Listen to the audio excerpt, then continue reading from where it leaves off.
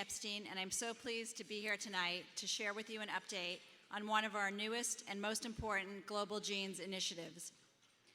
A year ago, at our second annual Tribute to Champions of Hope event, we were humbled by the story shared by two families in search of a diagnosis for their children, unable to find answers after years of frustrating medical appointments that ended without any clear answers. Both the Spooner and Lowy families struggled year after year for some clear explanation of their children's symptoms, without any answers. But what they also shared with us that night a year ago was at its core elegantly simple. Children and parents and families without a diagnosis are unable to begin on their rare disease journey. Without a name or defined condition or syndrome, accurate treatments are a game of trial and error, treating the symptoms without ever knowing the cause. Beyond the challenges, though, these families also shared a new source of hope. Hope brought about by the availability of advanced diagnostic testing, in this case, whole exome sequencing, which had given them the answers they had desperately sought for so long. But this hope also came with a new set of obstacles, namely the price tag, which at that time could range up to $10,000 per family and where insurance coverage was spotty at best. Last September, on the evening of our gala, our undiagnosed patient program was born. We raised over $100,000 to help families attain this testing and bring hope to those who had all but given up on a diagnosis for their loved ones. Every single dollar we raised a year ago went directly to fund genetic testing for these patients and families. With the help of our advocacy partner, Swan USA, along with our lab provider partners, UCLA Genomics and Parabase Genomics, we have funded hope for 30 families seeking information and answers to help them move the needle in their diagnostic odyssey.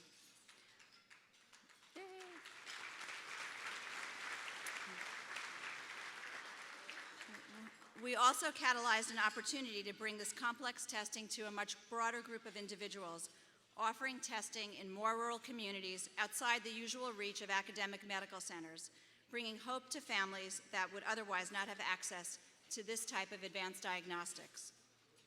While 30 patients at first may not seem like a huge number, it truly represents a huge and significant and impactful launch. By way of comparison, the National Institutes of Health recently announced an expansion of their undiagnosed disease network to broaden their reach and impact after having sequenced about 100 patients per year for 5 years. Each of the 6 participating academic medical centers, which include our partners at UCLA, as well as Stanford, Duke, Baylor, and Harvard, are slated to receive about $7 million over the next 4 years and scale to test 50 patients per year per site. Within that framework, you can see that in our first year, Global Genes has taken a relatively modest amount of funds and leveraged it to help the maximum number of families possible. This inaugural year also generated incredible momentum and interest from physicians, academic medical centers, and commercial labs around the country who want Global Genes to expand this program, to enable us to help more families move from an unending cycle of frustration to a journey of hope, information, treatment, and cures. It is our hope that in the coming year, we can help expand the number of families that we help and also the types of complex testing that is offered to bring hope to as many families as possible. We also hope to establish a sustainable platform to make this testing accessible to more families in the undiagnosed community as this science and technology become more mainstream. In the world of rare disease, knowledge is power. Power to change the course of a disease where previously there was none. In reality, though, words are just words until you meet the families that are transformed forever by getting a diagnosis for the first time. With that in mind, I'd like to introduce you to Anne-Marie Jennison, a parent advocate who will share firsthand her family's journey for answers and what can happen when seemingly unattainable information brings a new reality, a new sense of community, and most importantly, a new sense of hope. Thank you, and please welcome to the stage Anne-Marie Jennison.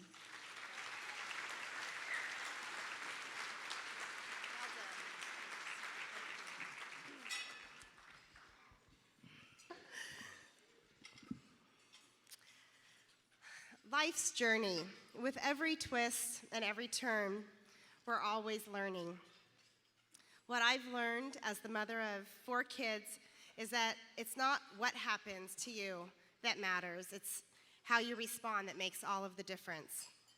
This is the key, I believe, to dealing with and coping with life when it doesn't seem to turn out the way we imagined it would. The other thing I've learned from being a mom comes from one of our favorite children's books, Hermie the Common Caterpillar. In this book, little Hermie is a plain green caterpillar. Each day, he sees other animals. He sees a beautiful butterfly with wings to fly. He sees a bright red ladybug with perfect spots. He sees a snail with his very own house to live in. And he sees a strong ant who could carry a pine cone.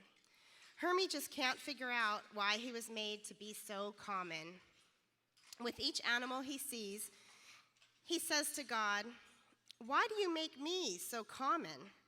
Why can't I be beautiful? Why can't I be strong? Why can't I fly?" And each time, God replies, "Don't worry, Hermie. I'm just not finished with you yet." And these words are words that get me through my darkest of days. The world changes, progress is made, and you know what? God's work is never done, and that's a pretty neat concept to hold on to. My husband Jeff and I are college sweethearts. From the very beginning, we dreamed of having 4 children. Our first 2 kids, now 17 and 15, are active high school students. One is excelling on the offensive line in football, and the other is a strong and talented cheerleader. Our younger 2 children, Charlie, who is 10, and Jane, who is 7, came along a little later than we had planned. But as our family grew, we remember feeling so incredibly blessed and to finally have the family that we had always dreamed about. We were elated. Then came Charlie's first birthday. When a friend asked me, literally on his birthday, "So is Charlie walking yet?" And I was quick to respond, "No, but he's not even crawling." But you know what? Everybody tells me he's not going to go to kindergarten not being able to walk. Well, that day, I was referred to the regional center who assessed Charlie. And that was the day our lives took on a new normal. We began the process of learning that our child was not reaching milestones and that our child needed help. Thus began years of therapy and doctor appointments, day in and day out, therapists and doctors pointing out all the things that were wrong with Charlie and all the things that needed to change and improve with Charlie. Finally, at age 3, he was diagnosed with mild cerebral palsy. We were told that most likely it was due from him having a stroke in utero. A few months later, after his diagnosis, Jane was born. When she was 9 months old, we began to realize that she was developing almost exactly like Charlie did. Could it be that both children had a stroke in utero? And that's what we were told after 2 rounds of genetic testing from 2 renowned hospitals came back normal. Eventually, Jane was also diagnosed with mild cerebral palsy. Have you ever felt like you were stuck in the mud, just army crawling through the sludge and darkness, not knowing when you'll ever see the light at the end of the tunnel? Well, that's what life was like for us for years. We felt like Hermie, the common caterpillar. Why can't we have play dates at the park? Why can't our kids participate in activities like other kids? All the while, our intuition told us that it wasn't really cerebral palsy. They displayed most of the characteristics of CP, yet their brain MRIs were normal. We were already entrenched with every form of therapy we could find: horseback riding, acupuncture, physical, occupational, speech, even hyperbaric oxygen therapy. Charlie and Jane were progressing, but we were burning out. Time and money were stretched thin, so we slowly began to believe that, you know what it is. Someday, perhaps in heaven, we would find our answer. Fast forward to this very event, the Global Genes Gala 2013, when Jeff and I sat in the audience, hearing a UCI geneticist speak about how quickly science had changed and how a newly available test called exome sequencing had been used to diagnose siblings with a rare disease. All of a sudden, this little Hermie advocate perked up, and curiosity was piqued once again. By the end of the event, we had connected with Dr. Virginia Kimonis, who's here tonight from UCI, and made plans to meet with her soon after the gala. Our appointment with her was a pivotal one. After learning about exome sequencing, we decided to send our blood to a genetic lab in Maryland to be tested, knowing that a definite answer wasn't guaranteed.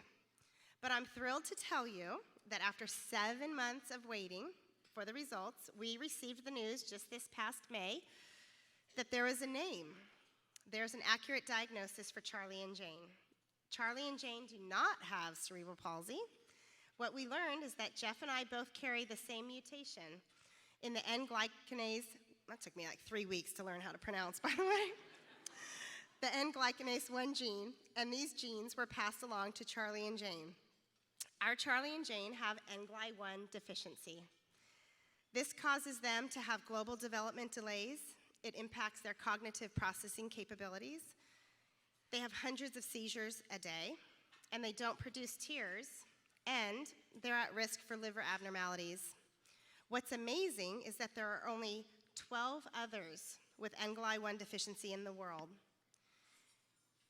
Thanks to the efforts of some very, very dedicated, to say the least, parents of N-gly1 deficient kids, and talented doctors and scientists, a few of them who are here tonight, thank you, we are filled with hope for a cure. What's even more amazing is how incredibly wonderful it is to have an answer, to have knowledge, and most of all, to be connected with others who understand and who want success for each other's children.